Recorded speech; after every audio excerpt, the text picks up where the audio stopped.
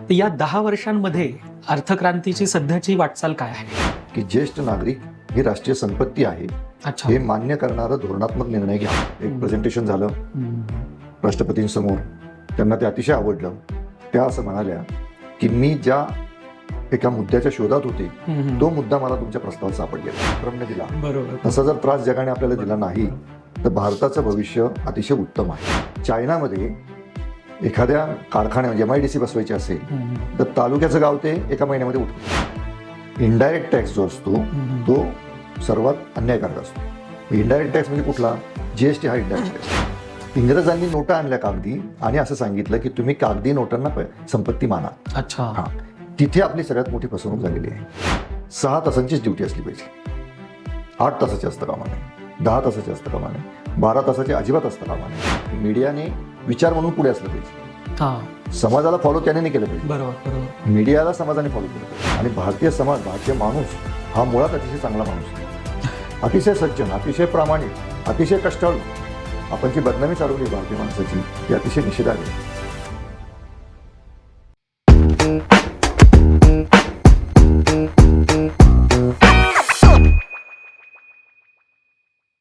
नमस्ते महाराष्ट्र.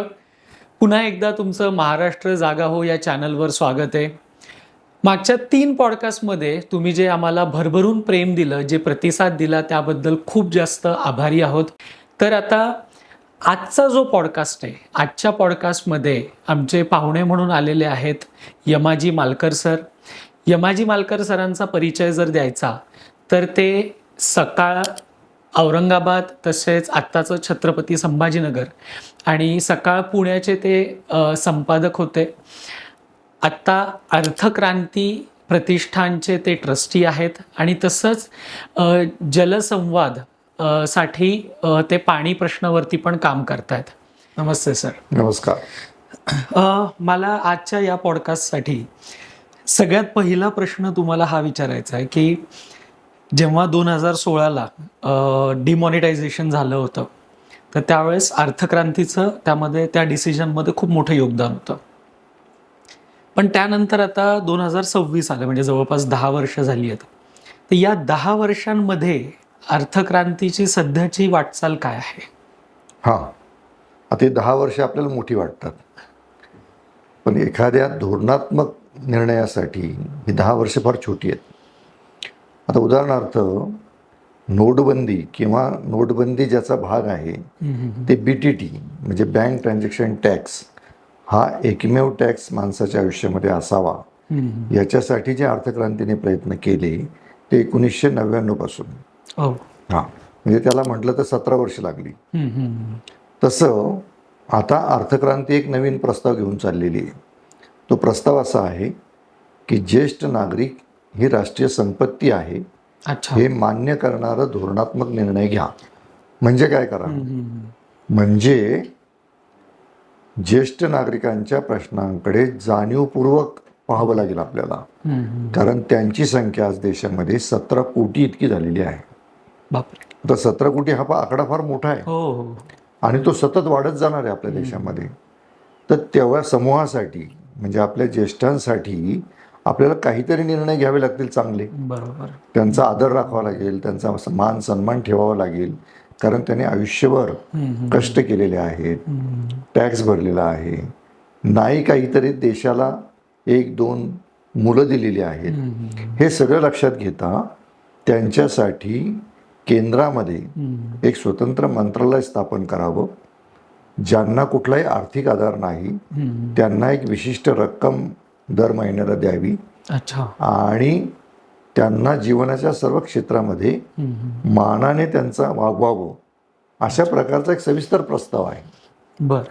आणि तो सविस्तर प्रस्ताव घेऊन आम्ही अर्थक्रांतीच्या माध्यमातून आता पुढे चाललेलो आहोत. राष्ट्रपती भवनामध्ये 6 महिन्यापूर्वीच एक प्रेझेंटेशन झालं राष्ट्रपतींसमोर, त्यांना ते अतिशय आवडलं.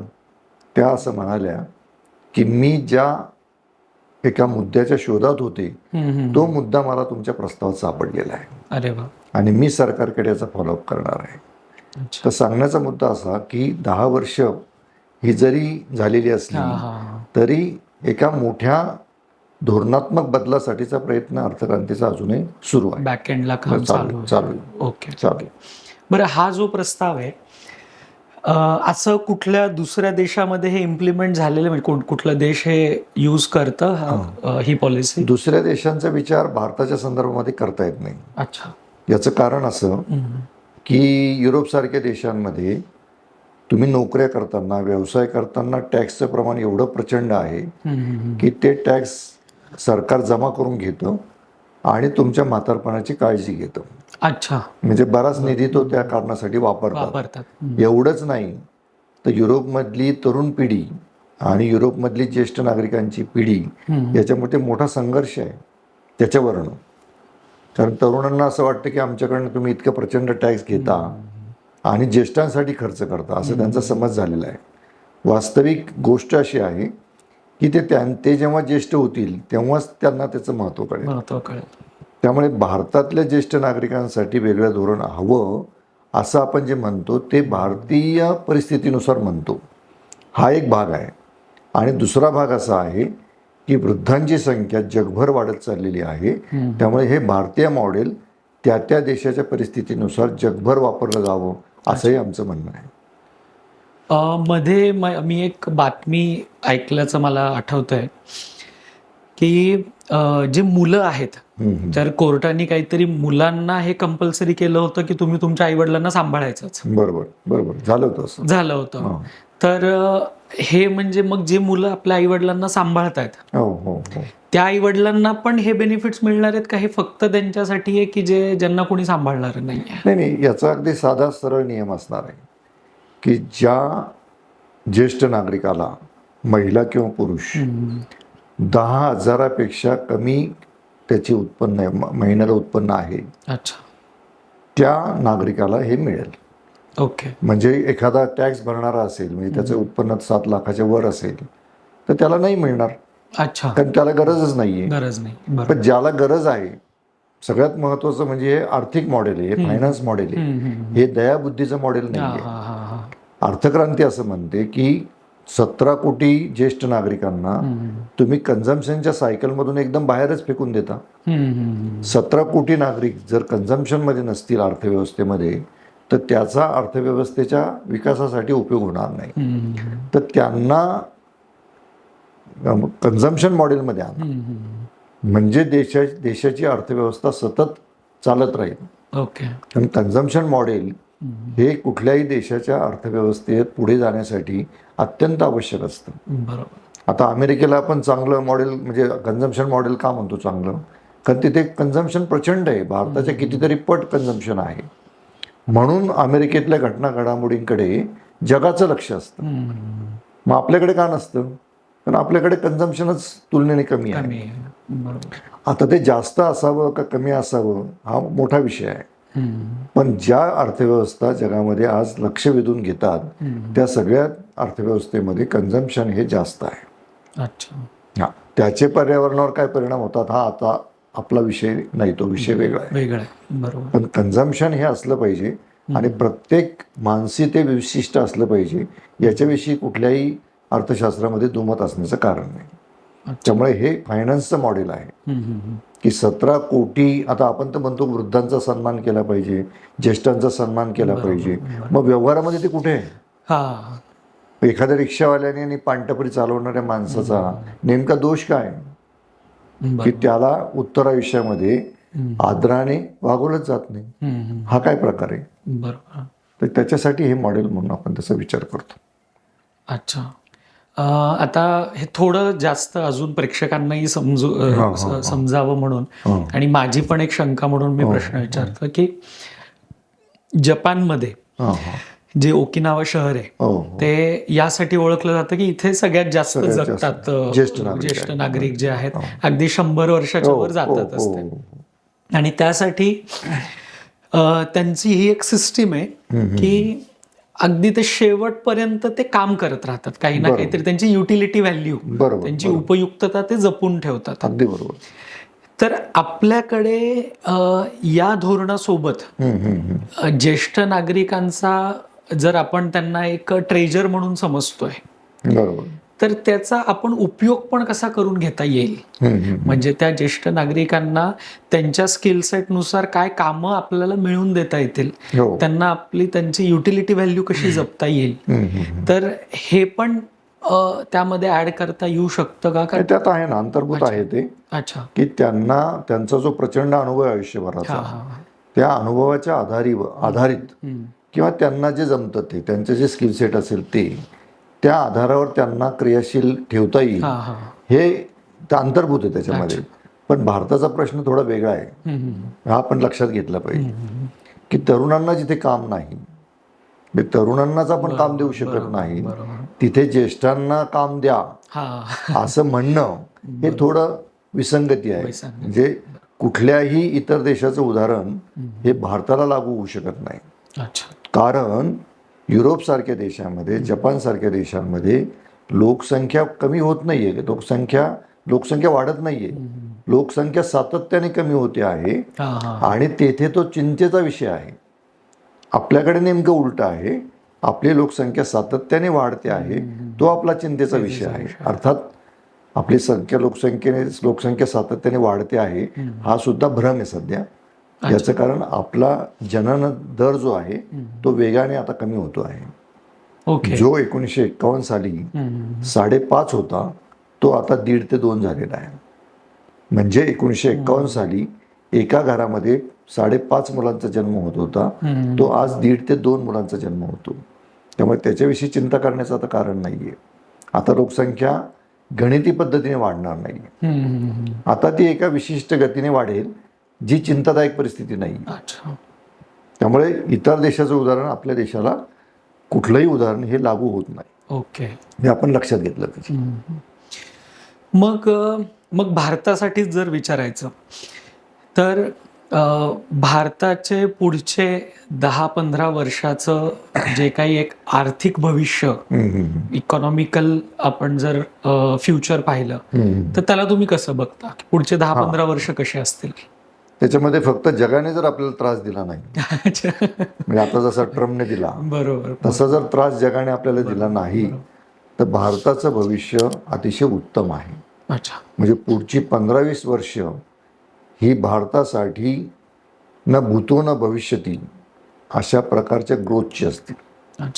म्हणजे भारत हा आता टेक ऑफ स्टेजमध्ये आहे. टेक ऑफ म्हणजे विमान उड्डाण करण्याआधीची टेक ऑफ स्टेज आपण असं म्हणतो. तर ती स्टेज आता भारताची आहे. याचं कारण असं की भारतामध्ये काम करणारे म्हणजे वर्किंग पॉप्युलेशनची संख्या जगामध्ये सर्वाधिक असणारा आपला देश आहे. म्हणजे तो साधारण 45 ते 50% लोक हे वर्किंग पॉप्युलेशनच्या वयोगटामध्ये मोडतात. त्यामुळे हे वर्किंग पॉप्युलेशन कुठल्या ना कुठल्या अर्थाने आपल्या अर्थव्यवस्थेला उपयोगी ठरणार आहे पुढच्या 15-20 वर्षांमध्ये. त्याच्यानंतर काही प्रमाणामध्ये ज्येष्ठ नागरिकांची संख्या भारतामध्ये सुद्धा वाढत जाणार आहे. पण 20 वर्ष हा मोठा काळ आहे, 2 दशकं हा मोठा काळ आहे. तोपर्यंत अनेक परिस्थिती, अनेक गोष्टींनी बदललेली असेल. त्यामुळे त्याची चिंता आत्ता करण्याचं कारण नाही. पुढची 20 वर्ष ही निश्चितपणे भारताची आहेत असं ठामपणे म्हणता येईल अशी परिस्थिती आता आहे. मग आत्ता जसं तुम्ही म्हणलात की ट्रम्पनी आपल्याला त्रास दिला आणि त्याच्यामुळे आपला त्रास झाला. हो, बरोबर. तर पुढचं मग याच्यातून शिकून पुढचे 10-15 वर्ष, 20 वर्षांचं धोरण ठरवताना अशा पद्धतीचे क्रायसिस पुन्हा येऊ शकतात. आणि त्यासाठी मग भारताने आत्तापासून काय पावलं उचलायला पाहिजेत किंवा काय आत्तापासूनच पॉलिसीज तयार करायला पाहिजे की बाबा पुन्हा जर असं झालं तर त्याचा आत्ता जसं आपल्याला प्रत्येकाला झळ बसली, त्या प्रत्येकाला म्हणजे अगदी सामान्य माणसाला आता एक महिन्याभरातच पेट्रोलचे दर जे वाढलेत त्याच्यामुळे सगळेच दर वाढलेले आहेत. तर ही गोष्ट पुन्हा होऊ नये यासाठी काही आपण नॅशनल लेवलवरती आपण काही करू शकतो का? सुदैवाने आपल्या सरकारने ते सुरू केलेलं आहे की अवलंबित्व कमी करणं, जगावरचं अवलंबित्व तुलनेने कमी करणं. कारण आता कुठल्याही देशाला जगावरचं अवलंबित्व कमी करणं शक्य नाही फारसं. म्हणजे अवलंबून तर राहावंच लागणार आहे. कारण हर्मुज जो हे आहे धुनी आहे, समुद्र धुनी, ती बंद केल्यानंतर आपल्याकडे ऑइलच येऊ शकलं नाही. बरोबर. तर ते आपल्या हातात नाही आहे. आपल्या हातात काय आहे की एनर्जीच्या दृष्टीने आपण आपल्या इतर देशांवर अवलंबून आहोत. पण सूर्यप्रकाश आपल्याकडे भरपूर आहे, म्हणजे सोलर पॉवर आपल्याकडे भरपूर आहे, विंड पॉवर आपल्याकडे भरपूर आहे. तर त्या म्हणजे सौर ऊर्जा आणि पवन ऊर्जा याच्या आधारावर ऊर्जेचं उत्पादन आपण जेवढ्या प्रमाणात वाढवू शकू तितकं आपण स्वावलंबी ऊर्जेमध्ये होऊ शकू. अच्छा. सुदैवाने गेल्या 10 वर्षामध्ये सौर ऊर्जा आणि पवन ऊर्जा याच्यामध्ये माइलस्टोन आपण गाठलेले आहेत मोठमोठे. अच्छा. म्हणजे सौर ऊर्जेमध्ये जो देश दखलपात्र नव्हता तो देश आता जगामध्ये दखलपात्र झालेला आहे. इतके प्रचंड सोलर जनरेशन आपल्याकडे सध्या होतं आहे. आश्चर्य वाटेल आपल्याला की राजस्थानमध्ये जगातलं सर्वाधिक सोलर पॅनल्स आहेत एका भूमीवर. तिथली जी बंजर जमीन ज्याला म्हणतो ती जमीन आता सोलरने पूर्णपणे व्यापलेली आहे. किंवा मध्य प्रदेशामध्ये काही ठिकाणी, कर्नाटकात काही ठिकाणी, महाराष्ट्रामध्ये अलीकडच्या काळामध्ये हे फार मोठ्या प्रमाणावर सोलरचं जनरेशन सुरू झालेलं आहे.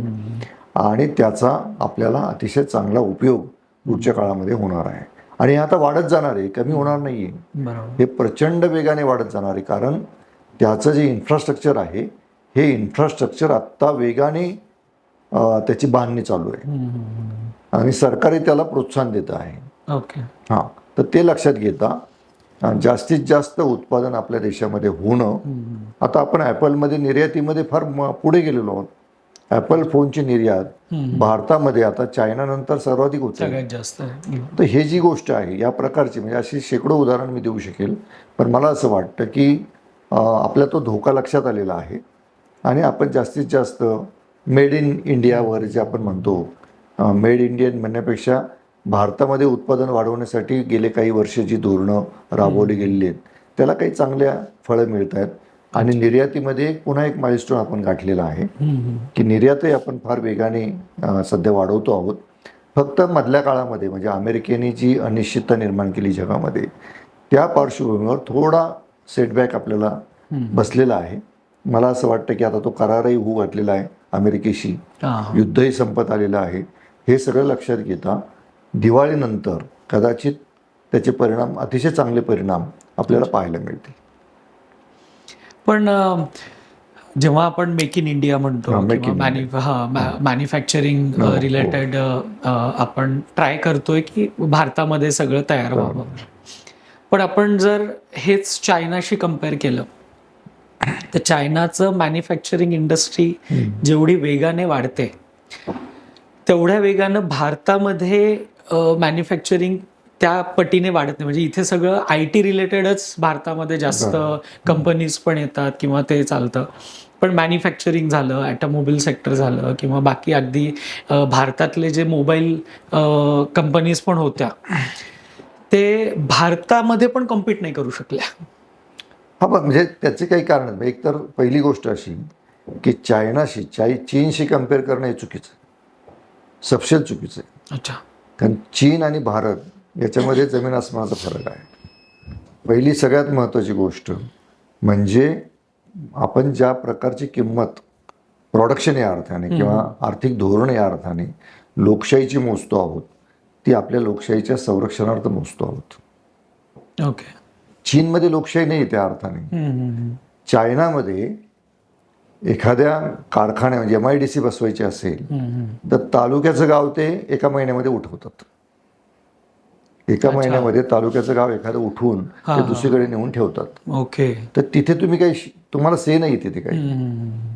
तर तसं आपण भारतात नाही करू शकत. किमान काही गोष्टी तुम्ही लोकशाहीमध्ये तुम्हाला त्याची चर्चा होते, मग त्याचा विलंब होतो, एखाद्या धोरणांचा विलंब होतो. आता शेतकरी धोरणाविषयीची जी शेतकऱ्यांविषयीचे निर्णय सरकारने घेतले होते आता खाजगीमध्ये सगळे मान्य करतात की तो बदल होण्याची गरज आहे. पण सरकारला तर माघार घ्यावी लागली. कारण लोकशाहीमध्ये लोकांचा आवाज ऐकला पाहिजे हे सरकारने त्यावेळी मान्य केलं आणि 2 पावलं मागे गेलं. कदाचित पुढच्या काळामध्ये ती धोरणं पुन्हा अवलंबावी लागतील आपल्याला. सांगण्याचा मुद्दा असा की चायनाची आणि भारताची तुलना करणं हे मुळात चुकीचं आहे. एक लोकशाही. दुसरं, चायनाची लोकसंख्या आता भारतापेक्षा कमी आहे आणि चायनाची डेन्सिटी लोकसंख्येची भारतापेक्षा खूपच कमी आहे. म्हणजे चायनाची किती आहे डेन्सिटी? 150. अच्छा. भारताची किती आहे? 450. बापरे. मग कुठे फरक आहे? तर हा लक्षात घेता चायना आणि भारताची तुलना करणं हे चुकीचं आहे. म्हणजे सुपर पॉवर वगैरे असं आपण जे म्हणतो, किंवा चायना प्रोडक्शनमध्ये कुठे गेलं, चायनाची प्रगती आता डोळे दिपवणारी आहे आणि भारत त्याची स्पर्धाच करू शकत नाही, हे जे म्हटलं जातं सातत्याने, मला असं वाटतं की ते भारतीय लोकांवर, भारतातल्या सरकारांवर आणि भारतीय व्यवस्थेवर अतिशय अन्याय करणारा आहे. कारण चायनाने सुरुवात केली 1980 झाली. आपण कधी सुरुवात केली? आपण उशिरा सुरुवात केलेली या सगळ्या गोष्टींची. तर त्याचा तो टप्पे आहेत ना काहीतरी. चायनामध्ये सुद्धा तुम्ही जर खोलात गेला तर चायनाची जी प्रगती आहे त्या प्रगतीमध्ये अनेकांना भागच घेता आलेला नाहीये. मग त्यांची अवस्था अतिशय वाईट आहे. तर जितका प्रगतीचा वेग जास्त तितकी विषमता जास्त. जितका प्रगती टप्प्याटप्प्याने होते तितकं तुम्ही तुमच्या नागरिकांना सोबत घेऊन जाऊ शकता. त्यामुळे ते उदाहरण आदर्श उदाहरण आहे असं मानण्याचं काही कारण नाही. गेल्या काही वर्षामध्ये गडबड काय झालेली आहे ते सांगतो. खरी गडबड अशी झालेली आहे की आपल्या देशातल्या मध्यमवर्ग आणि उच्च मध्यम वर्गाला जग पाहायला मिळायला लागलेलं आहे आणि त्याच्या पोटी तसंच जग भारतामध्ये तयार झालं पाहिजे असा एक विचार त्यांच्या मनामध्ये सातत्याने येतो आहे, जो सपशेल चुकीचा आहे. त्या प्रकारचं जग आपल्याला नको आहे, आपल्याला ते झेपणार नाही. म्हणजे चायनामध्ये ज्या प्रकारचं प्रदूषण चायनाने मधल्या काळामध्ये झालं त्याचे अतिशय विपरीत परिणाम चायना आणि जगावर झालेले आहेत. तो वेग जर आपल्याला हवा असेल तर आपल्याला रोगराई आपण सहन करावं लागेल आपल्याला. मग ते एकच झालं ना की तुम्ही वेगाने पुढे गेलात आणि रोगराईमध्ये परत मागे आलात. तर तसं आपल्याला नको. आपल्याला ग्रॅज्युअल विकासच हवा आहे, तोच आपल्याला झेपणार आहे. म्हणजे जर सस्टेनेबल डेव्हलपमेंट करायची, सस्टेनेबल डेव्हलपमेंट पाहिजे तर टप्प्याटप्प्याने झाली पाहिजे. त्याचं एक उदाहरण, छोटं उदाहरण अगदी देतो की जितके वेग वाढतो तितका सामान्य माणसाला त्रास होतो. म्हणजे समजा एक पूल झाला शहरामध्ये तर सामान्य पायी चालणारा माणूस त्याच्यामध्ये होरपळला जातो. कारण त्याला धड रस्त्याने चालता येत नाही, पूल तुम्हाला कुठेतरी दुसरीकडे नेऊन ठेवतो, मग रिक्षाच करावं लागते त्याला, पण त्याला ते परवडत नसतं. बरोबर. तर प्रगतीचं सुद्धा असंच आहे. जेवढ्या वेगाने प्रगती होते तेवढा सामान्य माणसाला त्याचा जास्त त्रास होतो. कारण तो जसं वेगाने प्रगती पुढे जात असते तसं तो सगळ्या गोष्टींच्या दृष्टीने मागे फेकला जात असतो. तर ते आपल्याला नको आहे असं माझं वैयक्तिक मत आहे की ते आपल्याला परवडणार नाही. कारण आजही आपल्या देशामध्ये कमी काय टक्क्याने असे ना पण अशिक्षित नागरिक आहेत, शरीर कष्टाचे काम करणारे लोक आहेत. त्यांना आपल्याला बरोबर घेऊन जायचं आहे आणि ते जायचं असेल तर विकास हा ग्रॅज्युअलीच झाला पाहिजे. म्हणजे एका दृष्टीने जे लोकांना वाटतं, जे हे कंपॅरिझन करतात की बाबा युरोपियन कंट्रीज बघा आणि आपल्याकडे बघा, तिकडचं इन्फ्रास्ट्रक्चर आणि आपलं किंवा चायनाशी कंपॅरिझन केलं जातं, तर त्यांनी हा मुद्दा पण लक्षात घ्यायला हवा की आपण एक सस्टेनेबल डेव्हलपमेंट करतोय आणि भारत लोकांना घेऊन चालणारा देश आहे. आपल्या लोकशाहीमध्ये तुम्हाला कंपल्सरी, लोकशाहीमध्ये बंधनकारक आहे. आता त्याचे आणखी एक इंटरेस्टिंग उदाहरण देतो की लाडकी बहीणला दर महिन्याला काय 1,500 3,000 काय जे असते ते रुपये द्यावे लागतात. याच्यावर आपल्या समाजामध्ये प्रचंड चर्चा झाली. खरं म्हणजे ज्येष्ठ नागरिकांना द्यायला पाहिजे, लाडक्या बहिणीला नाही द्यायला पाहिजे. पण समजा लाडक्या बहिणीला दिले, का दिले सरकारने?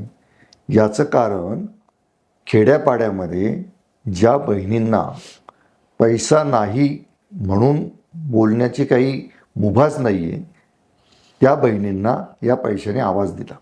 हां, आणि हे तुम्ही देणार नाही तर तुम्ही तो समाज शांतपणे जगू शकणार नाही. सरकार आज 80 कोटी लोकांना अन्नधान्य देतं असं आपण म्हणतो. का देतं?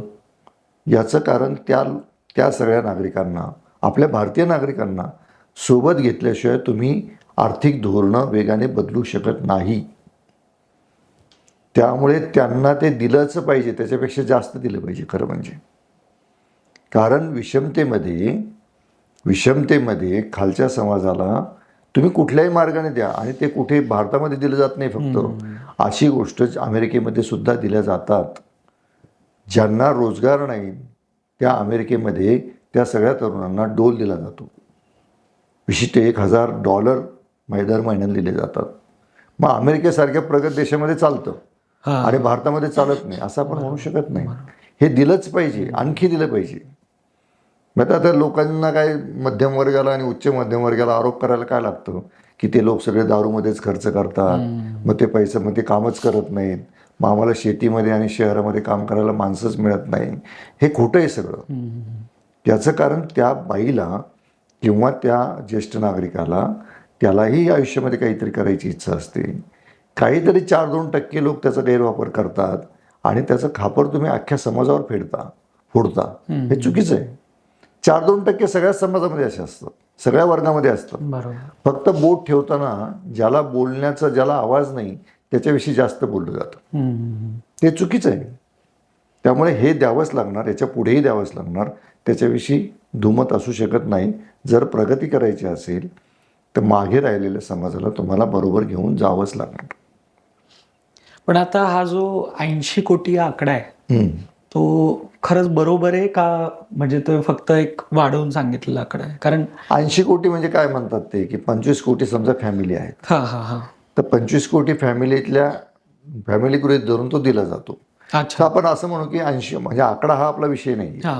आपण असं म्हणू की 80 नाही 60 कोटी आहे. ओके. मुद्दा काय आहे, त्यांना द्यावं लागतं. त्यांना दिलं नाही तर सर्वसामान्य नागरिकांच्या आयुष्यामध्ये जो कमीपणा राहतो पोषण म्हणून, तो कमीपणा कुठल्याही देशाला शोभणारा नाही. त्यामुळे ते दिलं पाहिजे. हा आपला मुद्दा आहे की त्यांना सोबत घ्यावं लागेल. आता हा आकड्याचा विषय, तो काय आपण आता सिद्ध करू शकणार नाही कुठलीच गोष्ट या ठिकाणी. पण मग यामध्ये मेनली जे याचा विरोध करताना आपल्याला दिसतात तर ते मध्यमवर्गीय कुटुंब असतात. बरोबर. आता हे कोणतेही पॉलिसीज आले तर त्या पॉलिसीजमध्ये सगळ्यात डावलला जाणारा वर्ग हा मध्यम वर्ग असतो. बरोबर. की जसं आता लाडकी बहीण पण आलं तर ते जे लोअर मिडल क्लास होते त्यांच्यासाठी आहे, किंवा हे जे आता धान्य पण दिलं जातं ते पण गरिबांसाठी. जे श्रीमंत आहेत ते त्यांचे वेज आहेत की ते टॅक्सेस बरोबर एक्झेम्प्ट करून घेतात. पण यामध्ये सगळ्यात जास्त भरडला जातो तो मध्यमवर्गीय माणूस, आणि म्हणून विरोध पण सगळ्यात जास्त त्याचाच असतो. बरोबर. पण मग या धोरणांमध्ये त्या वर्गासाठी काय करता येऊ शकतं की जेणेकरून तो पण सॅटिस्फाय झाला पाहिजे? मग त्याला आम्ही अर्थक्रांतीमध्ये म्हणतच होतो की टॅक्स सिस्टीममध्ये सुधारणा करा, त्या सोप्या करा. टॅक्स इतका सोपा करा की तो द्यायला कुठलंही ओझं वाटतं कामा नये. बरोबर. असं आम्ही म्हणतच होतो. तर तो दुर्दैवाने काय झालं की नोटबंदी हे पुढे गेलं आणि टॅक्स सिस्टीमचा जो मूळ बदल होता तो मागे राहिला. अर्थात तो बदल काही सोपा नाही आहे. म्हणजे मी असं नाही म्हणू शकत की उद्या तो बदल झाला पाहिजे, पण त्या दिशेने गेलं पाहिजे. आता डिजिटलायझेशन आम्ही समजतो की त्या दिशेने चाललेलं आहे. पण मध्यम वर्गाचा जो मूळ प्रश्न विचारला तो असा आहे की मध्यम वर्ग हा एक जबाबदार वर्ग मानला जातो कुठल्याही देशातला, भारतातलाच नाही, कुठेही मध्यम वर्गाला हे ओझं पेलवावं लागतं. त्याचं दुसरं कारण असं आहे की मध्यम वर्ग हा बदलत्या अर्थकारणाचा लाभधारक असतो. म्हणजे आता ज्यांनी स्वप्नही पाहिलं नव्हतं आपल्या घरासमोर 4-चाकी गाडी येणार आहे, त्या सगळ्यांच्या घरासमोर आज 4-चाकी गाडी आहे. त्यांची मोठमोठी घरं आहेत. ज्यांनी स्वप्नही पाहिलं नव्हतं त्यांची मुलं आज परदेशात गेलेली आहेत. मी तर मध्यम वर्गच आहे ना, किंवा उच्च मध्यम वर्ग म्हणूया किंवा मध्यम वर्ग म्हणूया. तर यांनी आर्थिक लाभ घेतले त्याचे, असं म्हणावं लागेल. त्यांची मुलं सरकारी वैद्यकीय महाविद्यालयामध्ये, सरकारी इंजिनिअरिंग कॉलेजमध्ये अनुदान घेऊन शिकलेलीच आहेत ना. त्यांनी, याचा अर्थ मध्यम वर्गाला काहीच मिळालं नाही आणि देश पुढे चालला असं होऊच शकत नाही. मध्यम वर्ग जी निर्मिती करत असतो त्याच आधारावर देश पुढे चाललेला असतो. पण मग काही त्याची जबाबदारी पण आहे. आता मध्यम वर्गावर जे टॅक्सचं बर्डन आहे ते कमी केलं पाहिजे याच्याविषयी दुमत असू शकत नाही. मग टॅक्स सिस्टीम चांगली करायची आणि सगळ्यांकडनं कमी प्रमाणात टॅक्स घ्यायचा. अधिकाधिक लोकांकडनं कमीत कमी टॅक्स घेणं हे सगळ्यात चांगलं टॅक्स धोरण असू शकतं. तो बदल जर झाला तर मध्यमवर्गाच्या मनामध्ये जी भावना आज आहे ती भावना कदाचित राहणार नाही. बरोबर. पण त्याचा खुलासाही केला पाहिजे की आज समजा वंदे भारत फिरतायत काय 80, 90, 100, त्याचा लाभ घेणारे कोण आहेत, रस्ते चांगले झाले त्याच्यावर गाडी चालवणारे कोण आहेत, किंवा शिक्षणाचा जो काही सरकारी विस्तार होतो आहे त्याचा लाभ घेणारे कोण आहेत, किंवा शहरामध्ये ज्या प्रकारच्या सेवा सुविधा वाढत आहेत सातत्याने मेट्रो होते त्याचा लाभ घेणारं कोण आहे, तर मध्यमवर्गच आहे शेवटी तो. तर त्याचा लाभ मध्यमवर्गाला मिळत नाही असं सरसकटही मान्य करण्यासारखी गोष्ट नाही. जे सध्याची जी टॅक्स सिस्टीम आहे त्याच्यात असं होतं आहे की समजा मला एक सर्व्हिस इंडस्ट्रीमधून काहीतरी सर्व्हिस घ्यायची एखादं कोचिंग लावायचं आहे तर त्याच्यावरती आय एम पेईंग 18% GST. बरोबर. आणि प्लस माझं जे उत्पन्न आहे त्या उत्पन्नावरती पण मी जे काय ज्या स्लॅबमध्ये मी येत असेल तर त्या स्लॅबवरचं मी टॅक्स पण पे करतोय. बरोबर बरोबर. आता as I am not a GST owner किंवा एक सामान्य माणूस असल्यामुळे मला त्या GSTचं इनपुट पण नाही मिळत. बरोबर बरोबर. म्हणजे इकडून ते 18% पण गेले हो हो. आणि वरून मी जे उत्पन्न म्हणजे कमवतोय त्याच्यावरचा जो टॅक्स द्यावा लागतो तो तर आहेच. बरोबर बरोबर. म्हणजे हे जे डबल टॅक्स एक सामान्य माणसाच्या खिशातून जातो तर त्याला काय करता येऊ शकतं? इनडायरेक्ट टॅक्स जो असतो तो सर्वात अन्यायकारक असतो. इनडायरेक्ट टॅक्स म्हणजे कुठला? GST हा इनडायरेक्ट टॅक्स. ओके. आणि डायरेक्ट टॅक्स हा इन्कम टॅक्स हा डायरेक्ट टॅक्स. अच्छा. म्हणजे तुम्हाला उत्पन्न मिळतं म्हणून तुम्ही टॅक्स भरत असता. पण इनडायरेक्ट टॅक्समध्ये तुमचं उत्पन्न वाढत नसतं पण तुम्ही टॅक्स भरत असता. आणि जगाने हे मान्य केलेलं आहे की इनडायरेक्ट टॅक्स हा कमी असला पाहिजे.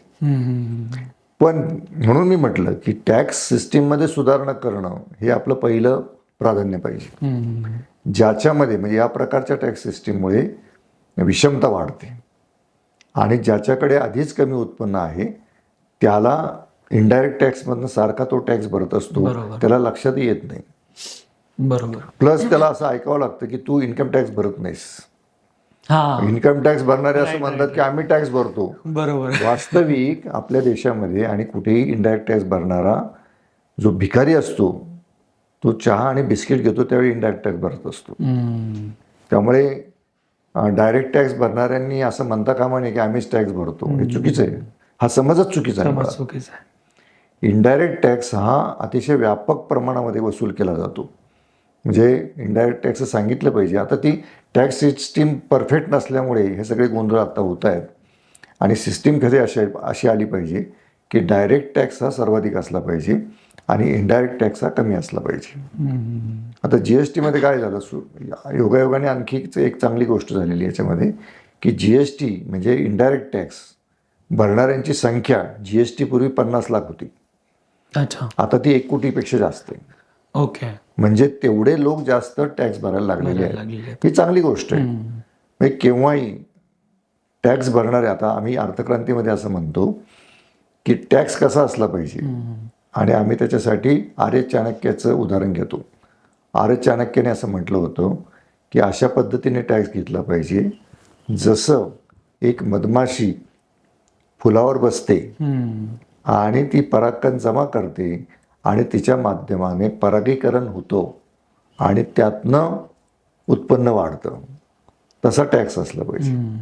परागीकरण झालं पाहिजे म्हणजे जास्तीत जास्त लोकांकडनं कमी प्रमाणात टॅक्स घेतला पाहिजे. नेमकं उलटं आपल्याकडे या पद्धतीमध्ये असं होतं आहे की कमीत कमी लोकांकडनं जास्त टॅक्स घेतला जातो आहे आणि म्हणून हे प्रश्न आहेत. आता हा मुळातला प्रश्न आहे त्यामुळे आपल्याला चर्चा त्याच्यातलं करावी लागते. आणि आम्ही अर्थक्रांतीमध्ये नेहमी असं म्हणतो की तुम्ही कितीही इतर विषयांची चर्चा केली तरी ह्या मूलभूत विषयाकडे तुम्ही जर लक्ष दिलं नाही तर तो प्रश्न संपल्याशिवाय तुम्हाला इतर विषयाची चर्चा करता येणार नाही. पण दुर्दैवाने आपल्याकडे आर्थिक साक्षरता नाही आहे आणि हा विषय कोणाच्या लक्षात येत नाही, त्यामुळे त्याची चर्चा फारशी होत नाही. मग हे शालेय शिक्षणामध्ये पण हे इन्क्लूड करणं गरजेचं वाटतं का तुम्हाला? जे अर्थक्रांती रिलेटेड किंवा हे जे बाकी पण विषय आहेत हा म्हणजे थेट अर्थक्रांती असं नाही, हा पण आर्थिक साक्षरता तुम्ही देऊ शकता. बरोबर. म्हणजे आपला सगळा प्रवास लहानपणापासून मोठं होईपर्यंत जर कमाई, पैसे कमवणं असा असा प्रवास असेल, तर त्याचं पैसे म्हणजे काय, त्याचा वापर कसा करावा, ते कसं बचत करावी, त्याचे कशी इन्व्हेस्ट करावं, हे ज्याला कळलं ते लोक पुढे निघून गेले. बरोबर. बरोबर आहे. मग हे सगळ्यांना कळलं पाहिजे असं का आपल्याला वाटत नाही? हा हा हा बँकिंग सगळ्यांनी करावं असं आपल्याला का वाटत नाही? बँकिंग इतकी वर्ष, स्वातंत्र्यानंतर इतकी वर्ष सगळ्यांपर्यंत बँकिंग पोहोचलं नाही याची आपल्याला खरं म्हणजे लाजच वाटली पाहिजे. बरोबर. म्हणजे ज्या बँकिंगवर जो पाया आहे अर्थव्यवस्थेचा कुठल्याही देशाच्या, त्या बँकिंगमध्ये आत्तापर्यंत 60% लोकांचा सहभागच नव्हता. आता तो कुठे 80% गेलेला आहे.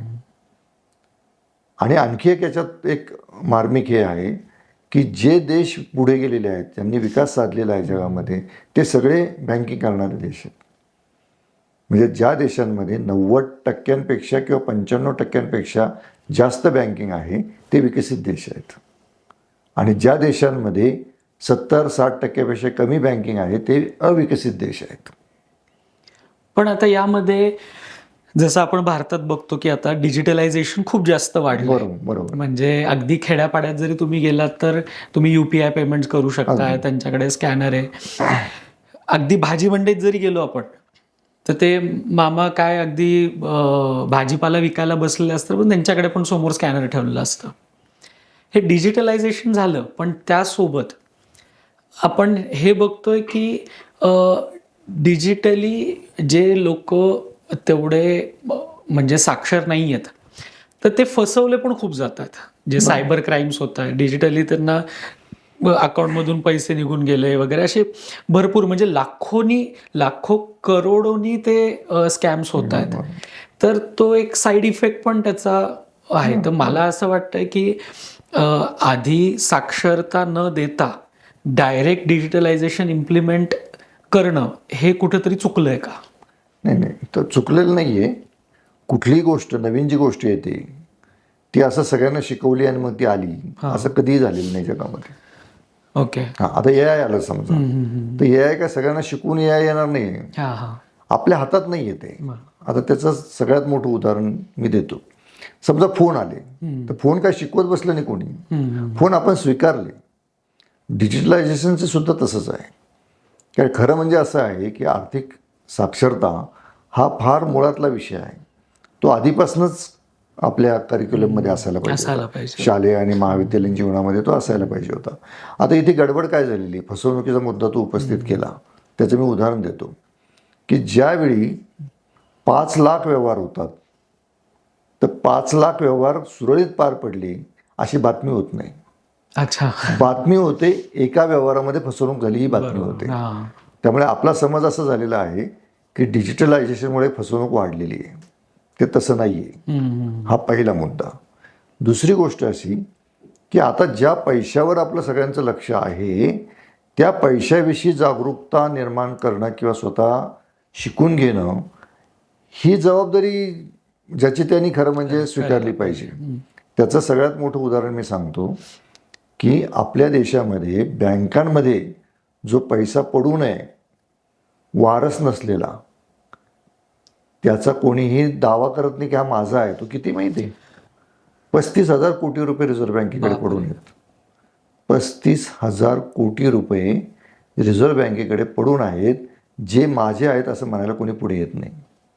बापरे. याचं कारण ज्यांनी त्या ठेवी ठेवल्या त्यांनी आपल्या कुटुंबाला सुद्धा सांगितलेलं नाही.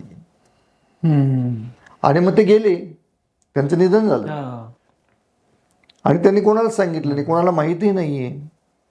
पॉलिसी काढली, त्याचंही काही केलेलं नाही आहे. म्हणजे ज्या समाजामध्ये या प्रकारचं आर्थिक अज्ञान आहे, त्या समाजामध्ये डिजिटलच्या माध्यमातून फसवणूक होणं हे काय फार मोठा विषय आपण जे मानतो तसं मानायचं कारण नाही. आणि डिजिटलमध्ये काय, तुमचा पासवर्ड सांभाळला पाहिजे. आता तुम्ही घरात कुलूप लावून न लावता महिनाभर गावाला गेला, चोरी होणार. हां, तसंच हे आहे. त्यामुळे त्याला फार आपण जे वेगळं मानतो आहोत तसं मानण्याचं कारण नाही. आणि रिझर्व्ह बँक आहे, सरकार आहे, बँका आहे, त्यांच्या परीने प्रयत्न करतात. याच्यापेक्षा जास्त प्रयत्न केले पाहिजे, याच्याशी मी सहमत आहे. पण कुठलीही नवीन व्यवस्था आली तर या प्रकारची समाजामध्ये विसंगती तयार होते.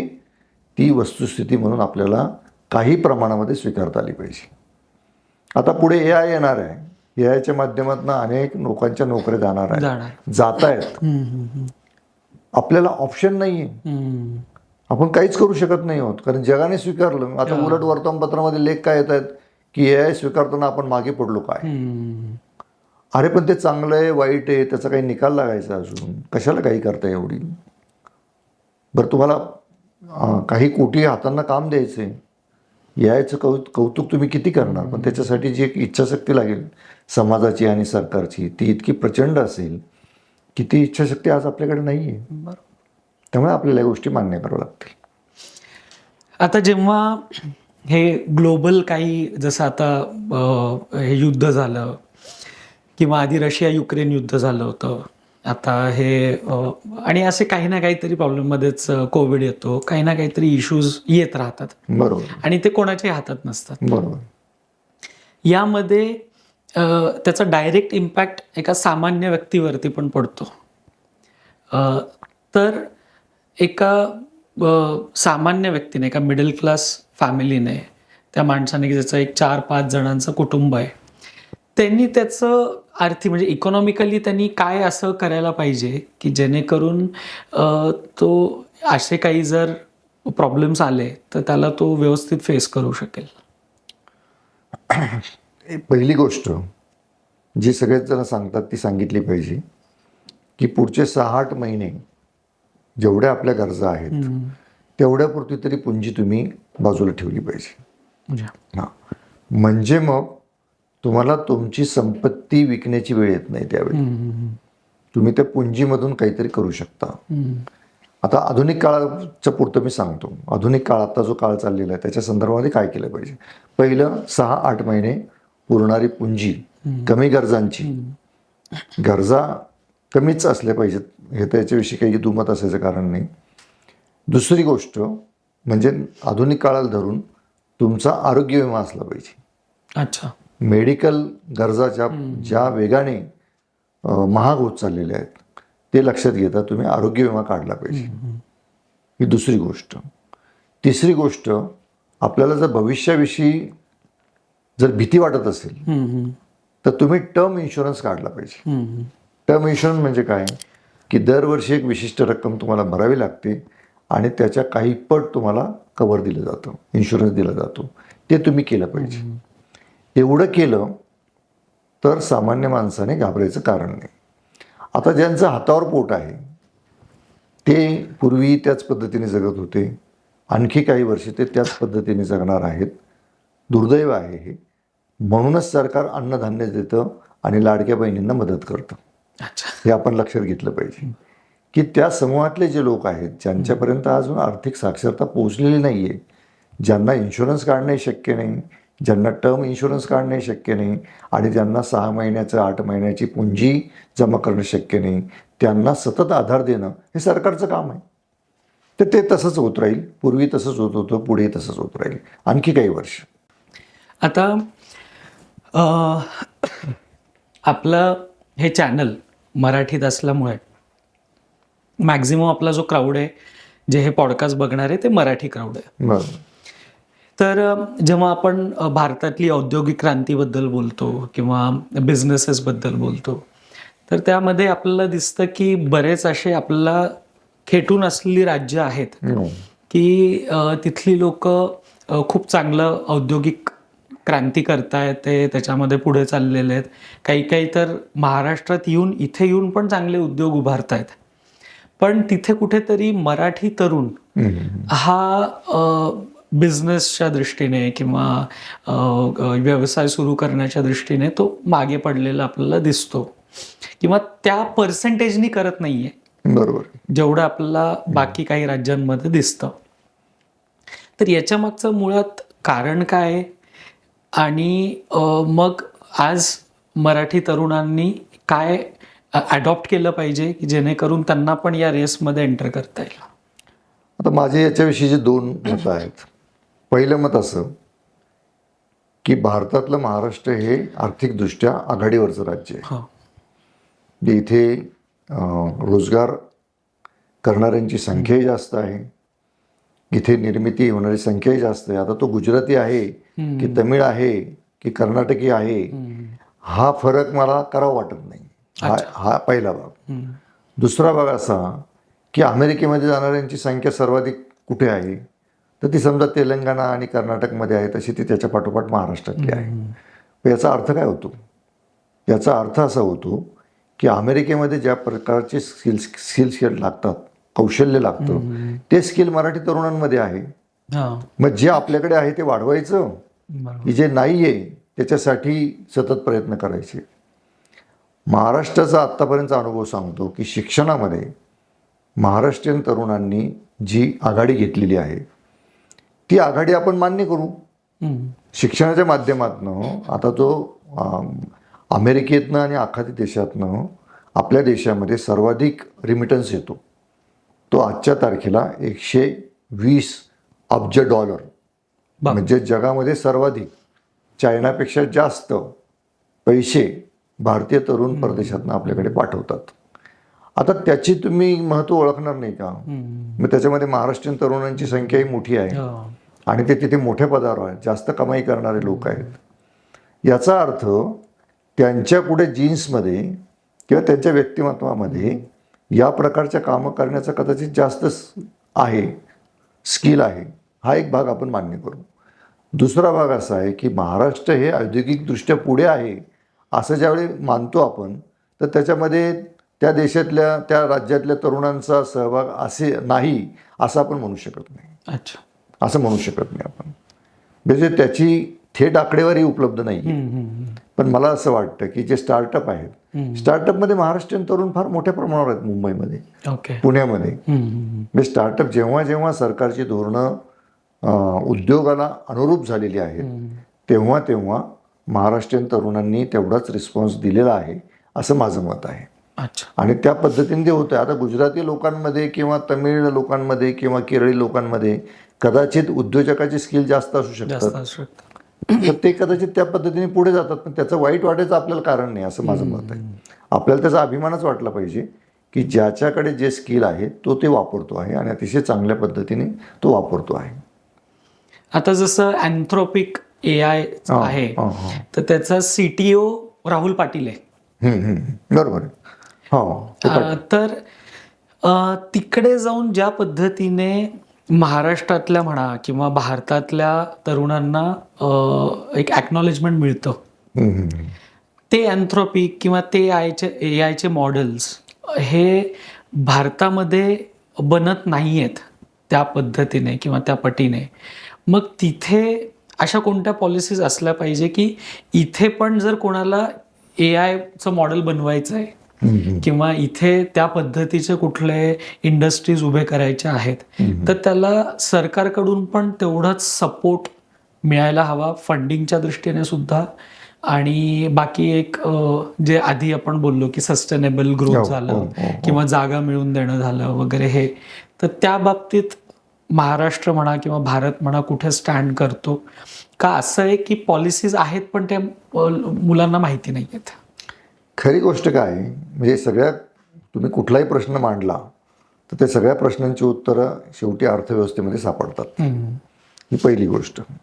मग अर्थव्यवस्थेमध्ये सापडतात असं म्हणताना जगातला 5व्या किंवा 6व्या क्रमांकाचा GDP असलेला आपला देश आहे हे आपल्याला विसरून चालत नाही. म्हणजे 145+ कोटी लोकसंख्या असताना आपला देश GDP मध्ये 5व्या किंवा 6व्या क्रमांकाचा आहे, याचा एक सार्थ अभिमान आधी आपल्याला असला पाहिजे. मग पुढची चर्चा. तर पुढची चर्चा करायला आपली तयारी. पुढची चर्चा काय आहे?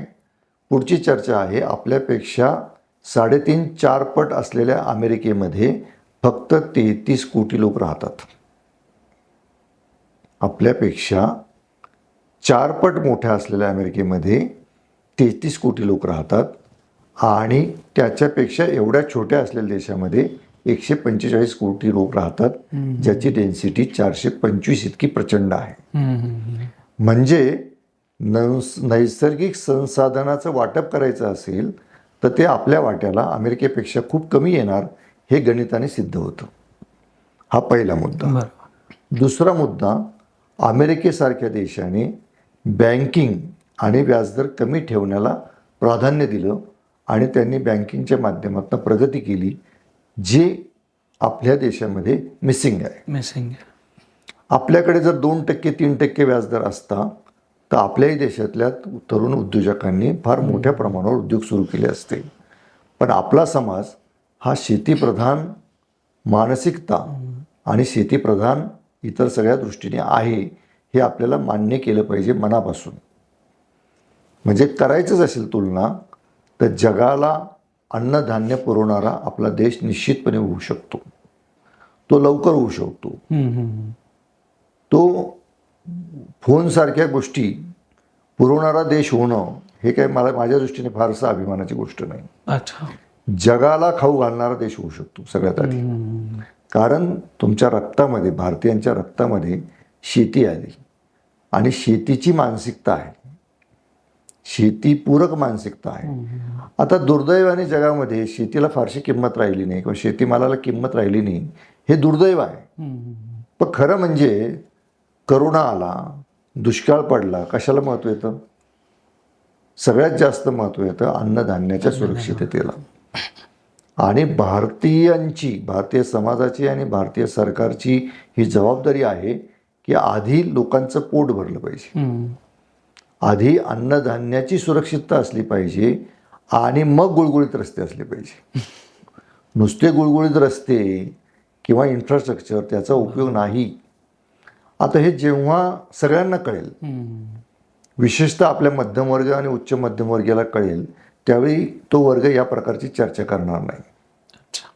आता काय होतं आहे की जी तुलना करू नये तीच सारखी आपण करतो आहोत आणि आपण लक्षातच घेत नाही आहोत की बँकिंगचा लाभ आपण सगळ्यांपर्यंत अजून पोहोचवलेला नाही आहे. त्यामुळे आपल्या देशामध्ये आजच्या तारखेला 22,000 टन सोनं पडून आहे. 22 ते 24,000 टन सोनं आपल्या देशातल्या घराघरामध्ये आहे. रिझर्व्ह बँकेकडे नाही. रिझर्व्ह बँकेकडे फक्त 850 टन आहे. रिझर्व्ह बँकेकडे फक्त 850 टन आहे. भारतातल्या घराघरामध्ये 23,000 टन सोनं पडलेलं आहे. त्याच्याविषयी वाद आहे, म्हणजे 22,000 टन की 24,000 टन.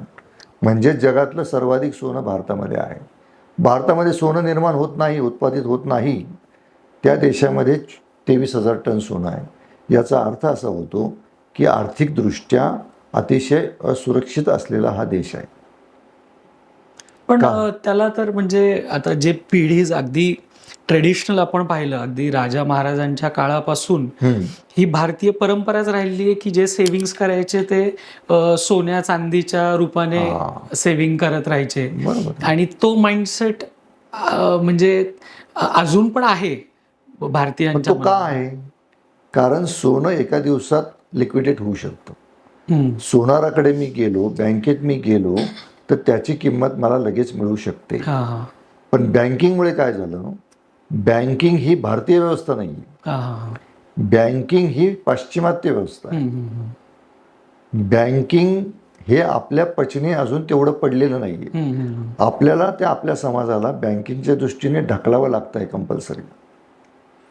बँकिंग म्हणजे काय, त्याच्या मुळातनं आपण विचार करू. ज्यावेळी इंग्रजांनी कागदी नोटा भारतामध्ये आणल्या, सर्वप्रथम इंग्रजांनी आणल्या, त्यापूर्वी चलन काय होतं? त्यापूर्वी चलन होतं सोन्याचं आणि चांदीचं नाणं, कॉईन होते, रुपयाचे नव्हते. रुपये कशातनं आलेलं आहे की ते चांदीचं आणि सोन्याचं नाणं हे असायचं आणि ते सगळीकडे चालायचं. त्यामुळे इंग्रजांनी कागदी चलन आणलं.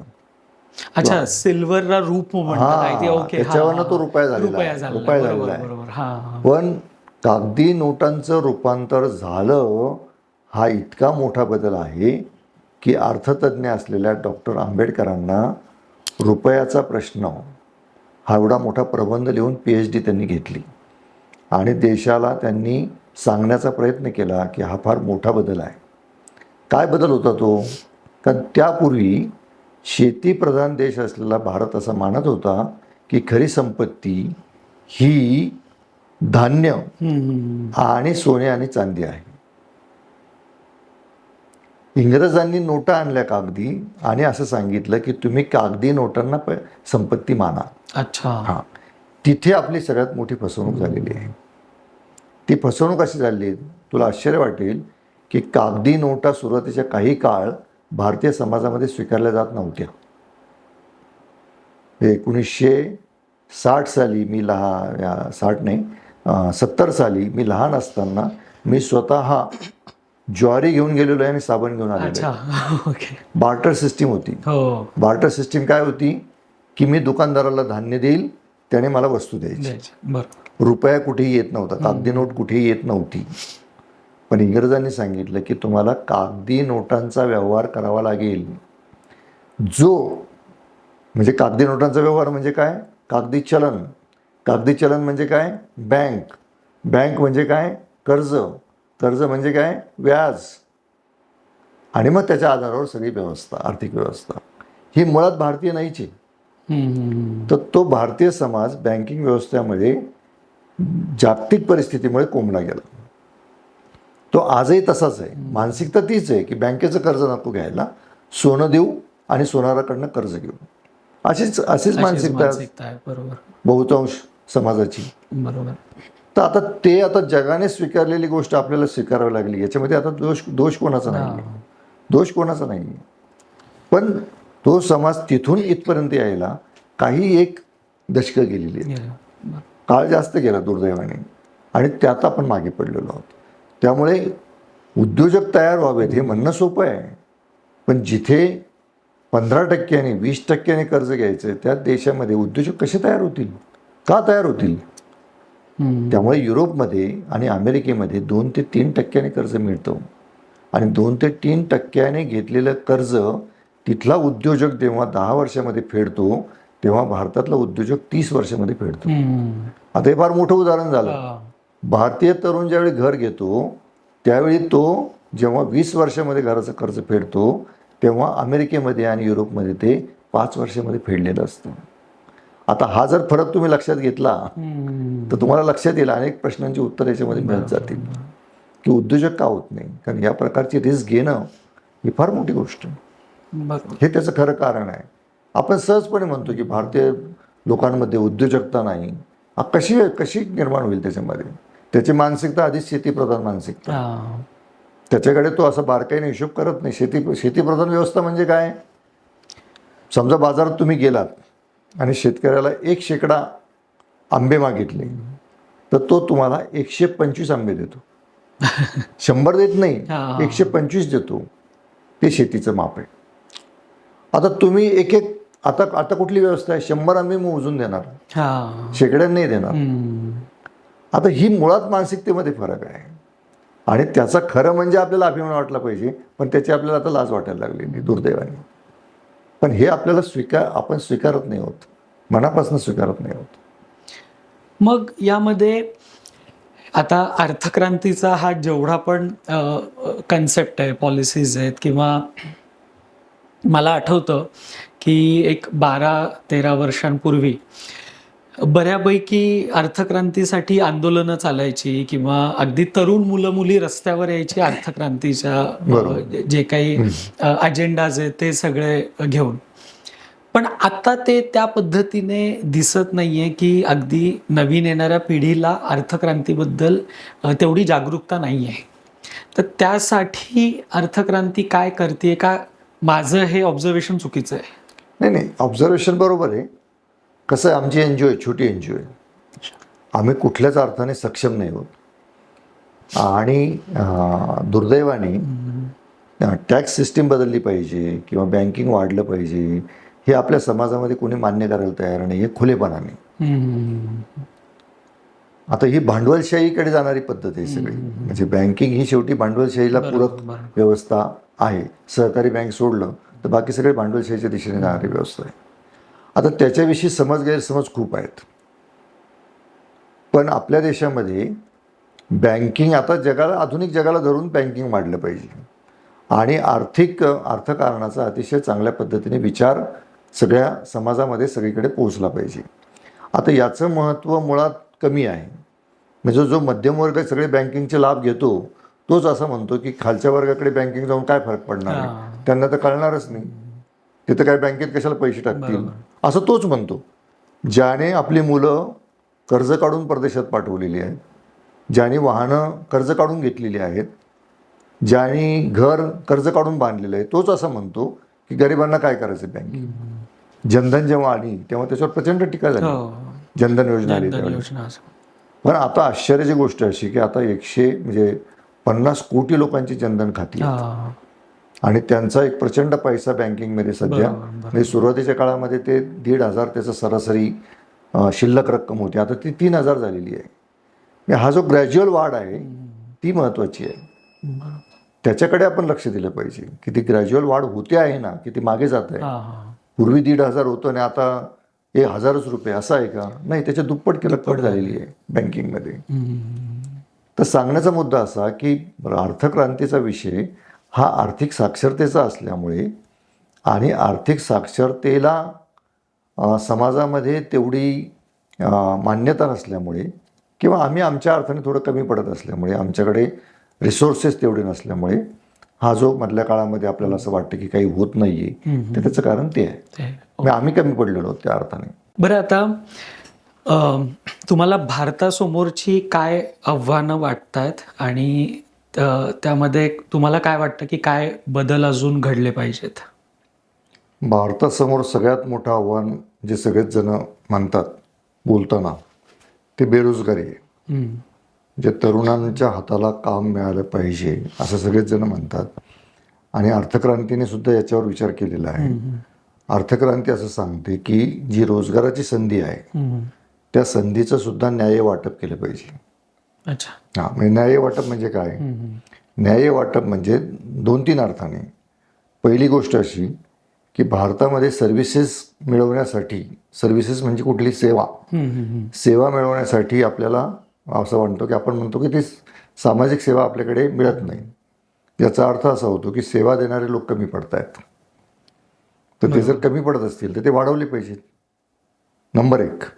नंबर 2, कामाचे तास हे आत्ता आपण म्हणतो की 8 तास काम केलं पाहिजे, 10 तास काम केलं पाहिजे, काही जण म्हणतात 12 तास काम केलं पाहिजे.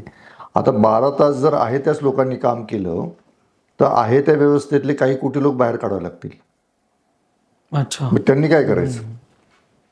मुळात जगामध्ये आता तर AIच्या माध्यमातून पण औद्योगिकरणाच्या माध्यमातून ओव्हर प्रोडक्शन आहे हे आपण मान्य केलं पाहिजे.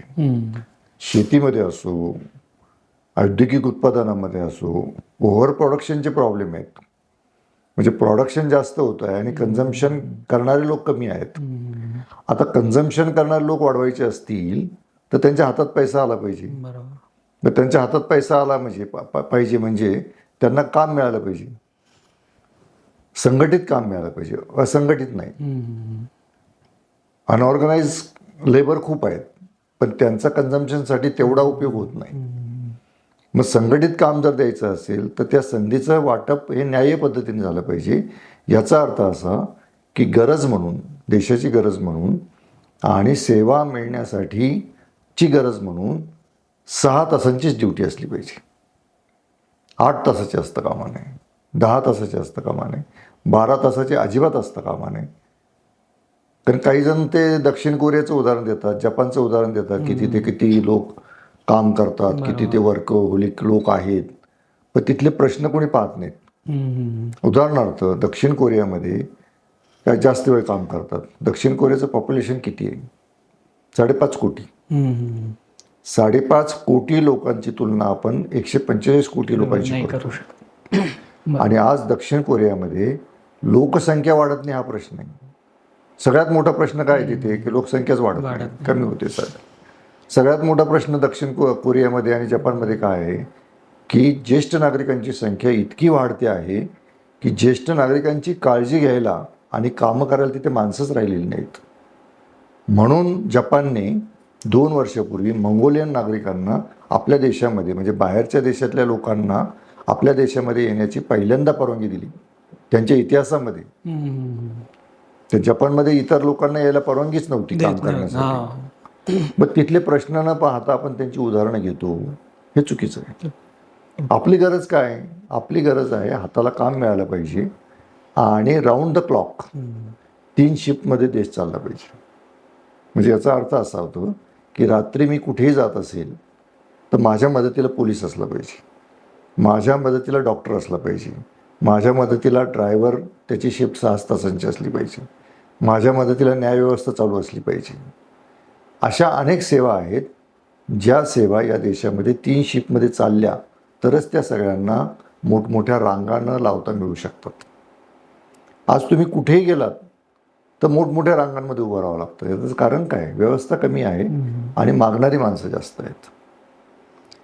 पण मग आता यामध्ये जे एम्प्लॉयर्स आहेत तर त्यांच्या दृष्टीने हा अतिरिक्त खर्च नाही होणार का? की समजा एका कामासाठी तुम्हाला 6 तासाची शिफ्ट करून 2 जणांचे पगार द्यावे लागणार, तर मग ते त्यांच्यावरती बर्डन नाही का होतं? याचं पहिलं उत्तर असं आहे की जिथे जिथे हे प्रायोगिक स्वरूपामध्ये सुरू झालेलं आहे, जपानमध्ये काही प्रमाणात केलं, इतर देशांमध्ये स्वित्झर्लंडमध्ये केलं, तर त्यांचा अनुभव अतिशय चांगला आहे. अच्छा.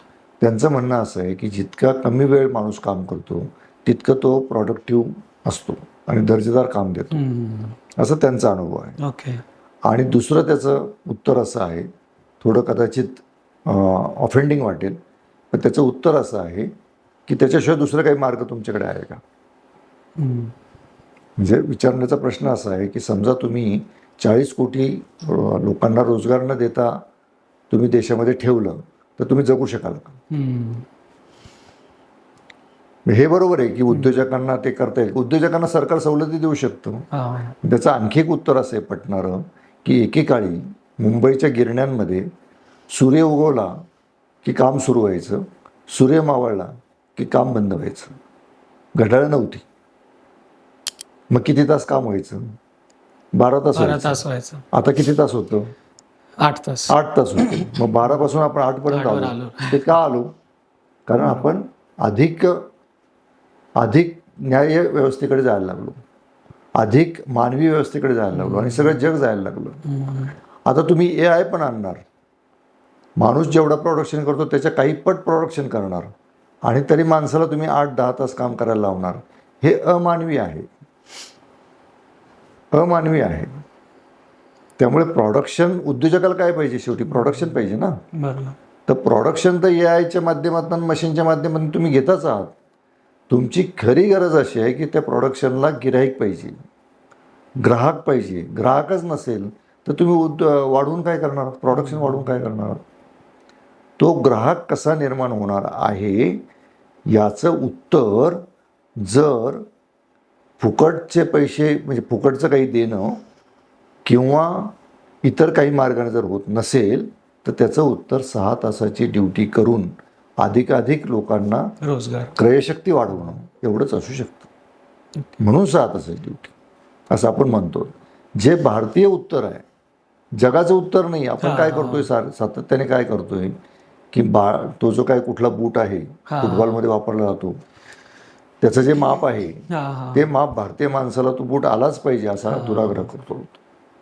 तो बूट भारतीय माणसाच्या पायाला येणार नाही. तो भारतीय माणसाच्या पायाचं मोजमाप घेऊन त्याच्यानुसार बूट बनवावं लागेल. आपण सगळी उत्तरं आपल्या देशाची जगात शोधत असल्यामुळे सगळी गडबड झाली. आपली उत्तरं आपण शोधली पाहिजे तरच ते आपल्याला मिळतील, नाही तर मिळणार नाही. तर म्हणून ती 6 तासांची ड्युटी. बरं, आता तुमचा अर्थक्रांतीसोबतच त्याच्या आधी जवळपास 35 वर्षाचा जर्नलिझमचा पण अनुभव आहे. बरोबर. की तुम्ही सकाळला पण संपादक होतात, आय थिंक औरंगाबाद जे आता छत्रपती संभाजीनगर झालंय, आणि पुणे. तर तेव्हाचं जर्नलिझम आणि आत्ताचं जर्नलिझम यामध्ये काय बदल तुम्हाला दिसून येतोय आणि तुमचा काय अनुभव आहे? जर्नलिझममध्ये जो बदल झाला आहे त्याच्यापेक्षा आपण मीडिया असं म्हणूया त्याला, म्हणजे सगळेच त्याच्यामध्ये आले. Okay okay. त्यातल्या सगळ्यात महत्त्वाची गोष्ट अशी झालेली आहे की त्याच्या शिक्षणामध्येच गडबड आहे. अच्छा. म्हणजे त्याचा जो मूलभूत पाया आहे तोच चुकीचा आहे. असं शिक्षण दिलं जातं की माणसाला कुत्रा चावला त्याची बातमी करू नका, कुत्र्याला माणूस चावला तर त्याची बातमी करा. म्हणजे विकृती जी आहे ती विकृतीला बातमी करा असं शिक्षण आहे मुळात, जे सगळ्यात चुकीचं आहे. आणि सगळा पाया उभा आहे तो चुकीच्या वळणावर उभा आहे. म्हणजे अपवादाची बातमी करा, जे सुरळीत चालू आहे त्याची बातमी करू नका. त्यामुळे लोकांसमोर असं चित्र जातं की जे विचित्र आहे, जे विकृत आहे, जो अपवाद आहे, तसा समाज आहे, तसा देश आहे, असं चित्र सर्वसामान्य माणसासमोर जातं. आणि माणसं सकाळी बातम्या वाचून दिवसभर चिंता करत असतात. खरी गोष्ट अशी आहे की सर्वसामान्य समाज हा अतिशय चांगला आहे भारतीय समाज, पण त्याचं चित्र मीडियामधलं आज अतिशय विकृत आणि विसंगत चित्र मीडियामध्ये येतं, असं माझं मत आता झालेलं आहे. मग याच्या मागे जे आता मीडियाचं कॉर्पोरेटायझेशन झालं, म्हणजे कॉर्पोरेट मीडिया हा आता आधीसारखा दूरदर्शन सह्याद्रीसारखा न राहता आता जे त्याच्यामध्येही कॉम्पिटिशन, TRPची कॉम्पिटिशन, कोण जास्त बातम्या चांगल्या दाखवतं, कोण हेडलाईन्स हे करतं, हे जे झालंय एकतर ते, आणि सेकंडली त्यांचं एक अल्गोरिदम असतं की कोणती बातमी जास्त बघितली जाते. बरोबर. आणि त्यात त्यांना कुठेतरी असं दिसतंय की सामान्य लोकांना विचित्र बातम्या जास्त आवडत आहेत, म्हणून मग तेच जास्त दाखवा. या विशियस सायकलमध्ये कुठे ते अडकलंय का? स्पर्धा ही अपरिहार्य आहे, पण त्याच्यामध्ये काही डिसेन्सी, काही एक डिसेन्सी त्याच्यामध्ये ठेवली पाहिजे आपण, की काय दाखवायचं आणि किती वेळ दाखवायचं, याच्यामध्ये काहीतरी एक विचार पाहिजे. तो विचार मला तो दिसत नाही आता. त्याच्यामध्ये जे दिसतं आहे की ते स्पर्धेमध्ये आम्ही काहीही दाखवू किंवा काहीही किती वेळ दाखवू, हे जे दिसतं आहे हे चुकीचं आहे. त्याच्यामध्ये तरतम भाव केलाच पाहिजे. तो तरतम भाव केला नाही. आता खरं म्हणजे तू जे म्हटलंस त्याच्यामध्ये एक मी सांगतो की मीडियाने विचार म्हणून पुढे असलं पाहिजे. समाजाला फॉलो त्याने नाही केलं पाहिजे. बरोबर. मीडियाला समाजाने फॉलो केलं पाहिजे. आता मीडिया जर समाजाला फॉलो करायला लागला तर याचा अर्थ मीडिया मग त्याच्याकडे विचारच नाही आहेत काही. पण दुर्दैवाने स्पर्धेमध्ये आणि TRP किंवा त्या प्रकारच्या सगळ्या इन्स्ट्रुमेंटमुळे ते असं झालेलं आहे की मीडिया सध्या समाजाला फॉलो करतो आहे, की जे पॉप्युलर आहे ते आम्ही दाखवू. बरोबर. पॉप्युलर आहे त्या दिशेने जाऊ, पण ते पुढे जाणार आहे का? ते पुढे जाणार नाही. आता किती इरिलेव्हंट असेल तर इरिलेव्हंट असलं तरी ते स्वीकारलं जातं, म्हणून आम्ही ते करू. म्हणजे सोशल मीडियामध्ये ज्या प्रकारचं हे आलंय त्याला काय म्हणतात, ते छोटी रील्स असतात. रीलमध्ये काय मानलं जातं की लोक जे पाहतील ते दाखवा, असं साधारण मानलं जातं. आता ते खरं म्हणजे चांगलं नाही आहे. त्याच्यात एक तरतम भाव असला पाहिजे. मग आता याला ॲज अ म्हणजे गव्हर्नमेंट कडून काही त्याच्यावर पण सेन्सरशिप आणता येऊ शकते का सोशल मीडियावर? आता गव्हर्नमेंट जे आणतं किंवा मानतं, आता त्याने काय केलं की लहान मुलांपासून मीडिया दूर ठेवा. ऑस्ट्रेलियामध्ये बंदी घातली, त्या समजा नेदरलँड्समध्ये बंदी घातली, ब्रिटनमध्ये बंदी घातली. आता याचा अर्थ कुठेतरी लोक विचार करतायत की हे संस्कार करून उपयोग नाही, असा विचार करतायत, मुलांच्या पातळीवर करतायत. आता मुलांमध्ये आणि पालकांमध्ये जो फरक केला जातोय तो एवढा राहिलेलाच नाही आता खरं म्हणजे सोशल मीडियाच्या बाबतीत. तर सांगण्याचा मुद्दा असा की त्याची एक डिसेन्सी असली पाहिजे, ही आपण आधी मान्य केली पाहिजे की ते असलं पाहिजे. आता काहीच मानायचं नाही तर मग काय संस्काराविषयी बोलायला नको, चांगल्या गोष्टींविषयी बोलायला नको, सकारात्मकतेविषयी बोलायला नको. मग आपण आजूबाजूला जे पाहतो ते जर वाईट आपल्याला दिसत असेल तर त्याला जर हायलाईट करायचं तुम्ही ठरवलं तर मग सगळंच लोकांना वाईटच वाटायला लागेल. त्याच्यातली सकारात्मकता त्याला काहीतरी जागा दिली पाहिजे ना आपण. म्हणजे मी संपादक असताना मी असा नियम केला होता की पहिल्या पानावर एक लोगो टाकून सकारात्मक बातमी पहिल्या पानावर असलीच पाहिजे, नियम केला होता. तुम्ही ते दिवसभरातली कुठली एक सकारात्मक बातमी शोधा आणि पहिल्या पानावरती असणं हे कंपल्सरी आहे. जगामध्ये काही इकडचं तिकडं झालं तरी चालेल, त्याच्यातली सकारात्मकता शोधा आणि वाचकांसमोर ठेवा. तर आता तेवढं मीडियाने केलंच पाहिजे असं माझं मत आहे. तर ती एक डिसेन्सी ठेवली पाहिजे. बाकी मीडियातनं अनेक फायदे होतात, अनेक जनजागरण होतं, त्यातलं लोकांनी काय घ्यावं हा लोकांचा विषय आहे, पण अनेक चांगल्या गोष्टी होतात हे मान्यच केलं पाहिजे. लोकशाहीमध्ये त्याचं स्थान खूप मोठं आहे. या सगळ्या गोष्टी खऱ्याच आहेत. पण भारतीय समाजाची आणि भारत देशाची बदनामी ही सर्वाधिक आज मीडिया करत आहे. मग यामध्ये कुठेतरी एथिक्सच्या बाबतीत, मूल्यांच्या बाबतीत जनरेशन्सला म्हणजे त्यांना समज देणं किंवा त्यांना मूल्य शिकवणं, यामध्ये पण कुठे आपण कमी पडतोय का? किंवा त्या बाबतीत काय केलं पाहिजे गव्हर्नमेंट्सनी सुद्धा, मीडियाजनी सुद्धा, किंवा प्रत्येकानेच, की जेणेकरून म्हणजे बेसिक व्हॅल्यूज तरी हे फॉलो झालं पाहिजे. आपण आता याचं पाहिलं, म्हणजे ते नीटचं पेपर फुटी प्रकरण पाहिलं, तर हे कुठून आलंय? हे जिथे माणूस आपली मूल्य विसरतो तिथून या सगळ्या गोष्टी सुरू होतात. आणि मूल्य विसरायच्या मागे पैसा हा खूप मोठं कारण आता ठरतोय सध्याच्या काळामध्ये. तर त्याला आपण कशा पद्धतीने? आता हा अतिशय चांगला प्रश्न आहे. त्याच्या मुळाशी आपल्याला जावं लागेल. आणि मुळाशी जाणं याचा अर्थ असा होतो की तुम्ही व्यवस्थेला महत्त्व देता की मानवी प्रवृत्तीला महत्त्व देता. अच्छा. आता मानवी प्रवृत्ती ठरते, व्यवस्थेच्या आधारित ठरते. मानवी प्रवृत्ती ही चांगली आणि वाईट असं खरं म्हणजे फार नसतं. अच्छा. व्यवस्थेतनं माणूस घडतो. तुम्हाला जर सिग्नल तोडला तर तुम्हाला अडवणारा पोलीस असेल, दंड करणारा पोलीस असेल, तर पुढच्या वेळी तुम्ही सिग्नल तोडत नाही. म्हणजे व्यवस्था चांगली असेल तर तुम्ही त्याला मी एक छान उदाहरण आम्ही अर्थक्रांतीमध्ये देत होतो की मुंबईमध्ये तुम्ही गेलात आणि व्हीटीच्या शेजारी तुम्ही बसस्टॉपवर गेलात तर तुम्हाला असं लक्षात येतं की तिथे सगळ्या जो माणूस येतो तो रांगेत उभा राहतो. आणि मग बेस्टची बस येते. बेस्टची बस आली की त्याच्यामध्ये लोक रांगेने बसतात. आणि ज्यावेळी कंडक्टर असा हात करतो, थांबा असा हात करतो, त्यावेळी लोक थांबतात आणि ती बस निघून जाते. पुन्हा रांग वाढत जाते, दुसरी बस येते, पुढचे जे लोक असतात ते बसमध्ये बसतात आणि पुन्हा कंडक्टरने हात केल्यावर लोक थांबतात.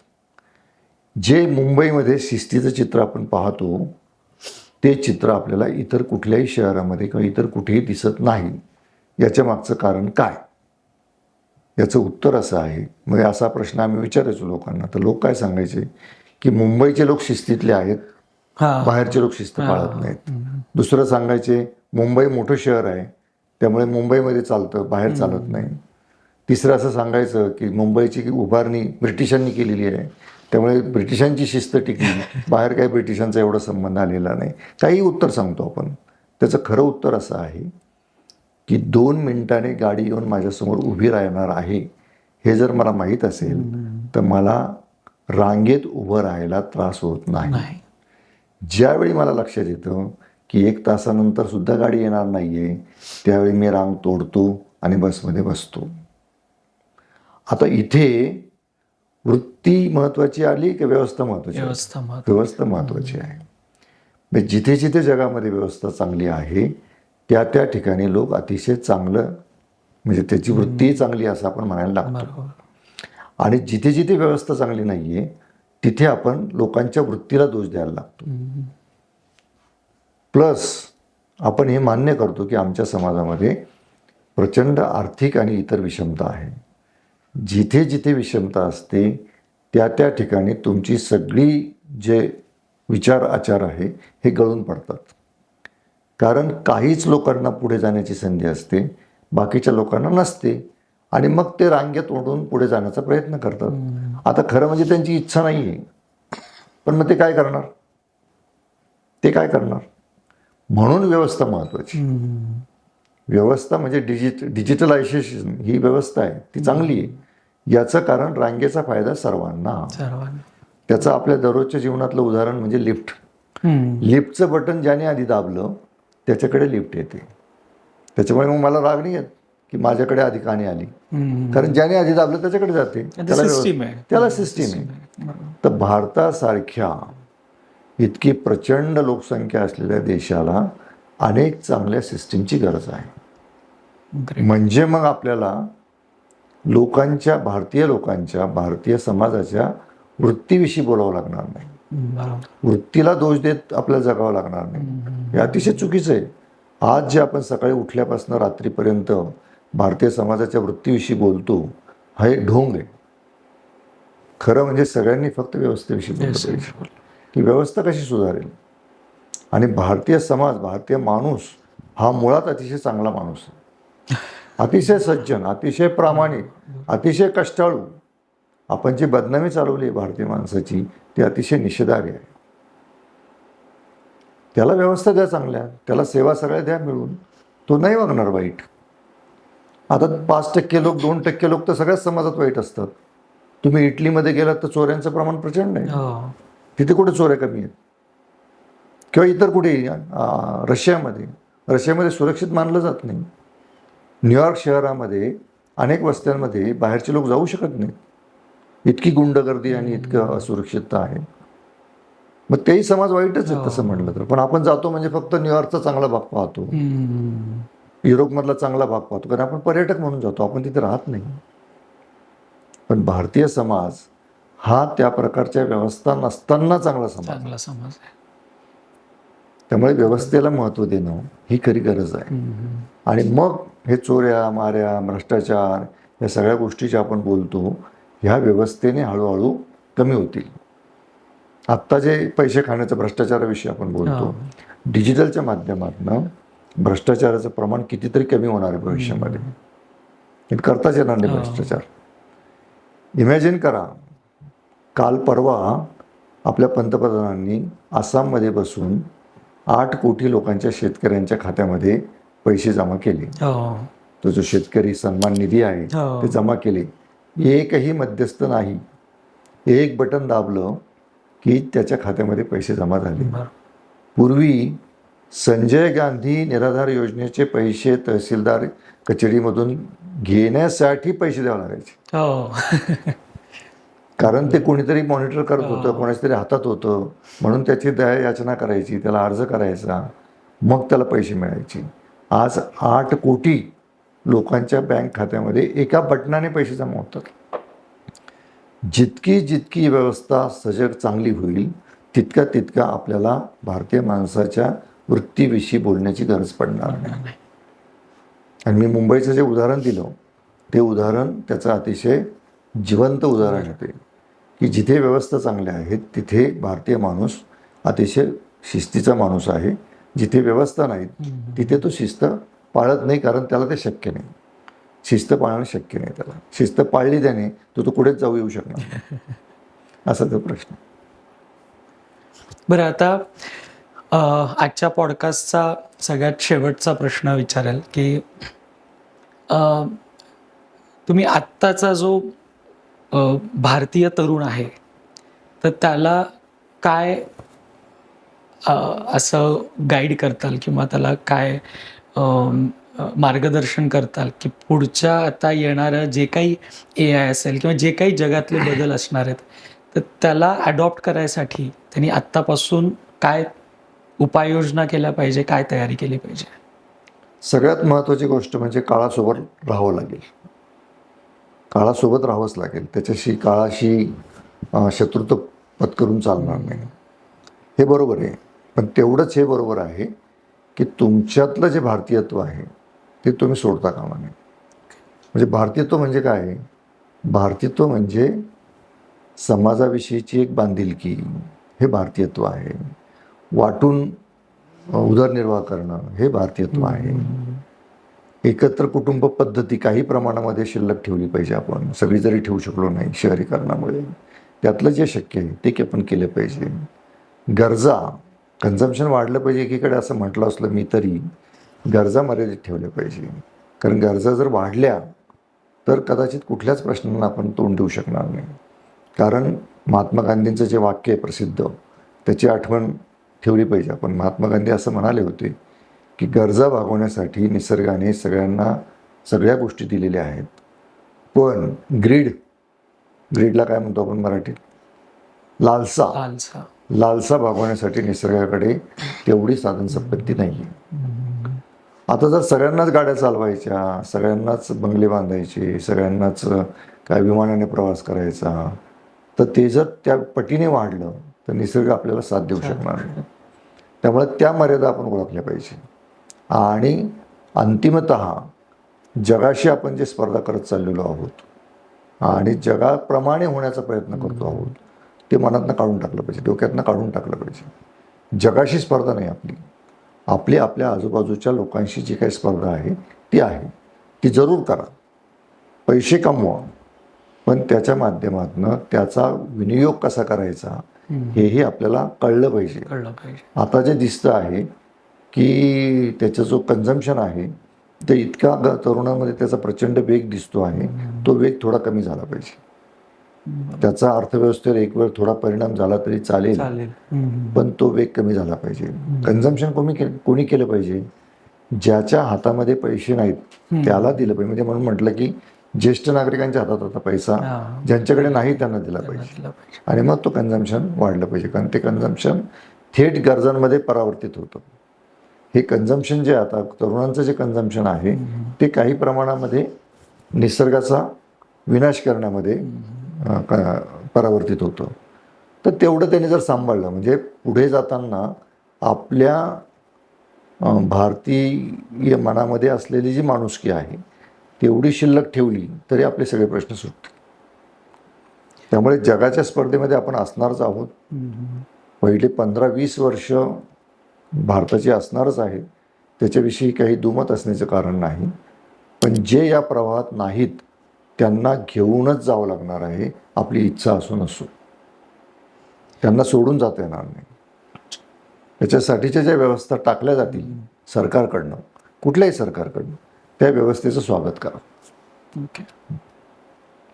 मी मध्ये एक वाचलं होतं की जवळपास 1000, 1200, 1500, 2000 वर्षांपूर्वीचा जो भारत होता, ते एक चायनीज ट्रॅव्हलर त्यावेळेस यायचा इथे, आणि त्यांनी असं लिहून ठेवलंय की भारतातली लोक इतकी प्रामाणिक आहेत हो की तुम्ही जर इथल्या बंदरांवरती तुमचं सामान ठेवलं आणि फक्त तिथल्या एखाद्या व्यापाऱ्याकडे ते ठेवलं आणि त्याला सांगितलं की इतकं इतकं मी हे सामान ठेवून चाललेलो आहे, ठीक आहे, तुम्ही 2-3 वर्षानंतर जरी वापस आलात तरी तुम्हाला एक्झॅक्ट तेवढंच सामान तुमचं वापस मिळणार.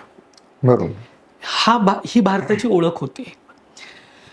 तिथून ते आत्ता जेवढा आपण भ्रष्टाचार बघतो, मग एवढा माइंडसेट चेंज किंवा एवढी वृत्ती चेंज नेमकी कुठे झाली? त्याचं एक कारण असं आहे, 20 कोटी ते 145 कोटी. घरामध्ये सुद्धा पाहुणा आला, अचानक पाहुणे आले आणि आपलं अन्न मर्यादित आहे, काय करतो आपण? वरणात पाणी टाकतो. बरोबर आहे.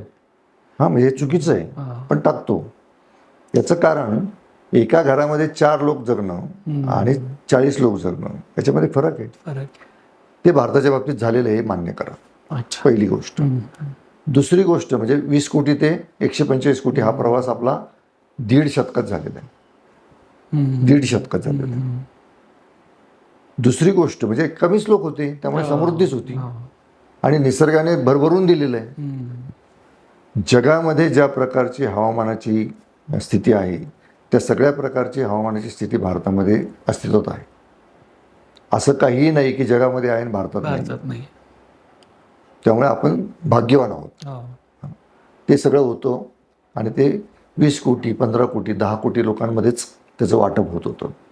त्यामुळे अजूनही आपण ऐकतो की कोणाच्या 1000 एकर जमीन होती, 400 एकर जमीन होती. आता 400 एकर जमिनीमध्ये ज्याचं उदरनिर्वाह चालला तो व्यवस्थितच असणार ना, चांगलाच असणार ना तो, आणि तो उदारच असणार.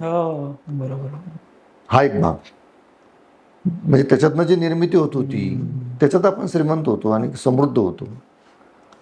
दुसरा भाग, लोकसंख्या वाढली पण त्या तुलनेने सिस्टीम बदलली नाही, विषमता वाढली त्यातनं. हा दुसरा भाग. तिसरा भाग, कागदी नोटांची व्यवस्था आली. हा तिसरा फार महत्त्वाचा भाग आहे की कागदी नोटांचं महत्त्व वाढलं आणि त्यातनं मानसिकता आपली खराब झाली. म्हणजे नोटा कमावण्यासाठी आपण पळायला लागलो, समाधान घेण्यासाठी पळायला नाही लागलो, पण कागदी नोटांच्या माध्यमातून समाधान आणि सुख आपण विकत घ्यायला लागलो. पूर्वी जे धान्याचं होतं, जमिनीचं होतं, पाण्याचं होतं, ते समाधान आपण हिरावून बसलो. आता आपल्याला पाणी दिसलं की आपण पाहायला लागतो. शहरी लोक, मी पाहतो शहरी लोक जेव्हा बाहेर जातात फिरायला त्यावेळी पाणी दिसलं की थांबतात आणि पाहतात पाण्याकडे. का वेळ आली आपल्यावर ही? याचं कारण ते कुठे दिसतच नाही आता. हे नैसर्गिक संसाधनं त्याचं जे महत्त्व आहे ते आपण मान्य केलं नाही. तर हा जो प्रवास आहे आपल्या समाजाचा, त्या प्रवासातनं या सगळ्या गोष्टी झालेल्या आहेत. तर आपल्याला राष्ट्रीय मोहिमा पुढच्या काळामध्ये फार मोठ्या प्रमाणावर राबवावे लागतील. जे इंदोरमध्ये होऊ शकतं, सुंदर स्वच्छ शहर होऊ शकतं इंदोर, ते पुण्यात का नाही होऊ शकत? कारण त्या प्रकारची मोहीम राबवली तर सगळीकडे होतं, सगळे मान्य करतात लोक सगळं. तर त्या प्रकारच्या अतिशय परिणामकारक मोहिमा आपल्या देशामध्ये राबवाव्या लागतील. आणि ज्यावेळी त्याची व्यवस्था म्हणून ते येतं त्यावेळी भारतीय माणसाने ते 100% स्वीकारलेलं आहे असा माझा अनुभव आहे.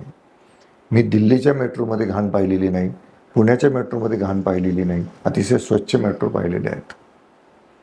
ज्या ठिकाणी लक्ष दिलं गेलं, व्यवस्था उभ्या राहिल्या, त्या ठिकाणी भारतीय माणसाने त्याचा कधीही अधिक्षेप केलेला नाही. त्यामुळे भारतीय माणसावर 100% विश्वास ठेवून ज्या व्यवस्था तयार होतील आणि त्याच्यातली विषमता थोडी कमी केली जाईल त्यावेळी भारतीय माणूस हा खऱ्या अर्थाने अतिशय उत्तम प्रतिसाद देईल असं माझं मत. ते भारतीय तरुणांनी लक्षात ठेवावं की आपल्याला भारतीय समूहामध्ये जे दोष आज दिसत आहेत, जे खरं तर नाही आहेत, जे दिसत आहेत ते परिस्थितीमुळे दिसत आहेत, व्यवस्थेअभावी दिसत आहेत, हे आपल्याला कळलं पाहिजे. आणि हे कळलं तेव्हा खऱ्या अर्थाने आपण समाजासमोर जायला सुरुवात करू. केवळ दोष देऊन काहीच होणार नाही, कारण कुठल्या ना कुठल्या समूहात आपण आहोतच. आपण दोष देतो आणि आपल्याच घरातली माणसं ते काम करतायत. लोक दोष काय देतात? भ्रष्टाचार वाढला, याने असं केलं, त्याने तसं केलं. अरे तुझ्या आजूबाजूचीच लोक त्या व्यवस्थेमध्ये आहेत, ते तुझ्या झापाळातनं पडलेली माणसं आहेत, ते आपलीच माणसं आहेत सगळी. राजकारणातली माणसं आपलीच आहेत, सरकारी व्यवस्थेतली माणसं आपलीच आहेत, सरकारी बाबू आपल्यातलंच कोणीतरी आहे. तर हे सगळं ज्यावेळी समजून घेऊ चांगल्या पद्धतीने आणि त्याच्यासाठी चांगल्या व्यवस्था, तंदुरुस्त व्यवस्था निर्माण करण्यासाठी प्रयत्न करू, त्यावेळी आपल्या मनातलं हे सगळं मळप जे आहे ते दूर होईल. तर यमाजी सर, तुम्ही आज इथे आलात आणि खूप छान मार्गदर्शन, म्हणजे इतक्या गोष्टींबद्दल तुम्ही सांगितलं की नक्कीच जे आपले प्रेक्षक आहेत त्यांना खूप चांगलं इन्साईट, खूप चांगल्या गोष्टी आज कळाल्या आहेत या पॉडकास्टच्या माध्यमातून. आणि मला आवडेल की पुन्हा आपण या पॉडकास्टचा एक पार्ट 2 पण करू, कारण जेवढं आपण डिस्कस केलं त्यातून माझ्या मनात अजून भरपूर प्रश्न निर्माण झालेले आहेत आणि त्यासाठी आपण पुन्हा भेटूयात. आज तुम्ही इथे आलात त्याबद्दल तुमचे आभार. धन्यवाद.